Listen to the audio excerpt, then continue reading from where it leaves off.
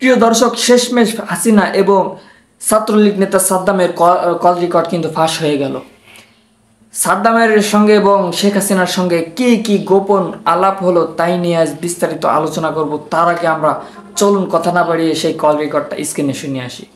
আপনি শুধু একটু দেখেন, আমরা ছাত্রলীগ আপনার সাথে বেমানি করি না, আপনার রাজপথে রক্ত দিছি।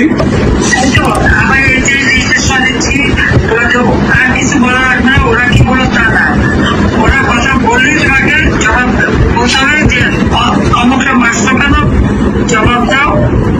এই পর্যন্ত লাঞ্ছিত করছো কেন, পাকিস্তানি আলাদা বাহিনীর মতো সেটা জবাব দাও।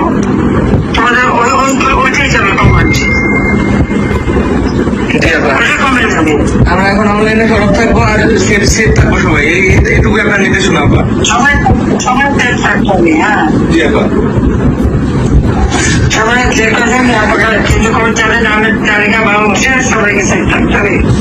জি আপা, এরা মানুষের জানতে হবে। আপা আপনি শুধু একটু দেখেন, আমরা ছাত্রলীগ আপনার সাথে বেমানি করি না, আপনার রাজপথে রক্ত দিছি, আমরা জীবন দিছি। আপা প্রয়োজনে আবার দিব, 1000 বার জন্ম নিব প্রয়োজনে। আমরা আপনার সাথে বেমানি করি না, কখনো করবো না। আপা